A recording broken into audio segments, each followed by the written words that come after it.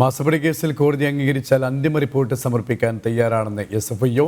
സർക്കാർ അനുമതി നൽകിയാൽ പ്രോസിക്യൂഷൻ നടപടികൾ ആരംഭിക്കുമെന്നും വിശദീകരണം. ഡൽഹി ഹൈക്കോടതിയിലാണ് കേന്ദ്ര കോർപ്പറേറ്റ് മന്ത്രാലയം റിപ്പോർട്ട് സമർപ്പിച്ചത്. വിശദാംശങ്ങളുമായി നന്ദഗോപൻ ചേരുകയാണ്. നന്ദൻ, ഈ റിപ്പോർട്ടിൽ എന്തൊക്കെ കാര്യങ്ങളാണ് വ്യക്തമാക്കുന്നത്? അന്വേഷണത്തിനെതിരായ CMRL ഹർജിയിൽ മറുപടി സത്യവാങ്മൂലം ഫയൽ ചെയ്യവെയാണ് കോർപ്പറേറ്റ് മന്ത്രാലയങ്ങൾ ഇക്കാര്യങ്ങൾ വ്യക്തമാക്കിയത്. സർക്കാർ അനുമതി നൽകിയാൽ പ്രോസിക്യൂഷൻ നടപടി ആരംഭിക്കുമെന്നാണ് SFIO വ്യക്തമാക്കിയിരിക്കുന്നത്. അതേപോലെ തന്നെ SFIOയുടേത് അതൊരു സ്വതന്ത്ര അന്വേഷണമാണ്. ഇന്റർടൈം സെറ്റിൽമെന്റ് ബോർഡ് അന്വേഷണവുമായി ഇതിന് ബന്ധമില്ല എന്നുള്ളതാണ് പ്രധാനമായും ചൂണ്ടിക്കാണിക്കപ്പെടുന്നത്. ഇന്റർടൈം സെറ്റിൽമെന്റ് ബോർഡിന്റെ അന്വേഷണം നടക്കുന്നതിനായി SFIO അന്വേഷണം വേണ്ടെന്നായിരുന്നു CMRLന്റെ ഹർജി. എന്നാൽ ഇതിലാണിപ്പോൾ SFIO നിലപാട് വ്യക്തമാക്കിയിരിക്കുന്നത്. അതായത് ഈ രണ്ട് അന്വേഷണങ്ങളും വ്യത്യസ്ത അന്വേഷണങ്ങളാണ്. അതിനാൽ തന്നെ ഒരു അന്വേഷണം നടക്കുന്നതിനാൽ മറ്റ് അന്വേഷണം വേണ്ട എന്ന് വെക്കാൻ കഴിയില്ല.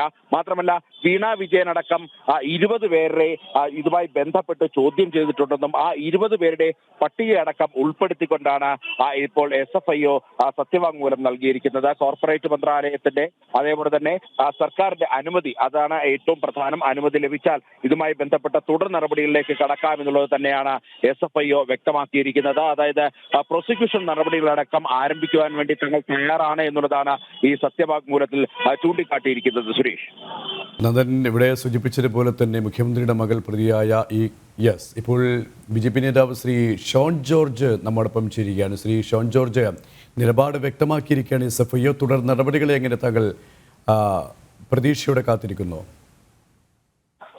ഇത് ഈ അന്വേഷണത്തെ തടസ്സപ്പെടുത്തുവാനുള്ള മുഖ്യമന്ത്രിയുടെ അവസാന ശ്രമമാണ് CMRL വഴി ഡൽഹി ഹൈക്കോടതിയിൽ ഇപ്പോൾ അരങ്ങേറിക്കൊണ്ടിരിക്കുന്നത്. അവിടെയാണ് SFIO ഗുരുതരമായ ഈ കാര്യങ്ങൾ ഉന്നയിച്ചുകൊണ്ട് ഈ റിപ്പോർട്ട് സമർപ്പിച്ചിട്ടുള്ളത്. 2 ആഴ്ചയ്ക്കുള്ളിൽ കോടതി അനുവദിച്ചാൽ 2 ആഴ്ചയ്ക്കുള്ളിൽ അന്തിമ റിപ്പോർട്ട് സമർപ്പിക്കുമെന്നും അന്തിമ റിപ്പോർട്ട് സമർപ്പിച്ച് പ്രോസിക്യൂഷൻ അനുമതി സർക്കാരിൽ നിന്ന് ലഭിക്കുന്ന മുറയിൽ പ്രോസിക്യൂഷൻ നടപടികൾ സ്വീകരിക്കുമെന്നാണ് പറഞ്ഞിട്ടുള്ളത്. സ്വാഭാവികമായും ഈ റിപ്പോർട്ടിൽ പ്രോസിക്യൂഷന് കാരണമാകാൻ കഴിയുന്ന കുറ്റകൃത്യങ്ങൾ പ്രതികൾ നടത്തിയില്ല. അതായത് CMRL, KSIDC, വീണ വിജയന്റെ എക്സാലോജി, മുഖ്യമന്ത്രിയുടെ മകൾ ഉൾപ്പെടുന്ന എക്സാലോജി കമ്പനി, അത് സിംഗിൾ ഡയറക്ടർ കമ്പനിയാണ്. ഈ 3 കമ്പനികളും ഗുരുതരമായ കുറ്റങ്ങൾ ചെയ്തിട്ടുണ്ട് എന്നാണ് ഈ റിപ്പോർട്ടിൽ പറയാതെ കൃത്യമായി SFIO പറഞ്ഞിട്ടുണ്ട്. അത് ഇനി വരുന്നിടങ്ങളിൽ നമ്മൾ പറഞ്ഞ കാര്യങ്ങൾ, നമ്മൾ ഉന്നയിച്ച കാര്യങ്ങൾ സത്യമാണ് എന്ന് സമൂഹത്തിന് ബോധ്യപ്പെടുന്ന റിപ്പോർട്ട് ഉണ്ടാകുമെന്ന് ഞാൻ പ്രതീക്ഷിക്കുന്നു. ഷോൺ ജോർജ്, താങ്കൾ പറഞ്ഞതുപോലെ തന്നെ അന്തിമ ഘട്ടത്തിലാണ് ഒരു കേസിൻ്റെ അന്വേഷണം എത്തിയിരിക്കുന്നത്. റിപ്പോർട്ട് സമർപ്പിക്കുമെന്ന് SFI പറയുമ്പോൾ താങ്കൾ സൂചിപ്പിച്ചതുപോലെ തന്നെ ഈ കുറ്റക്കാർക്കെതിരെ കൃത്യമായ നടപടികൾ, നിയമ നടപടികളടക്കം ഉണ്ടാകുമ്പോൾ തന്നെ ഈ ഘട്ടത്തിൽ നമുക്ക് വിലയിരുത്താൻ സാധിക്കുമല്ലേ? തീർച്ചയായിട്ടും.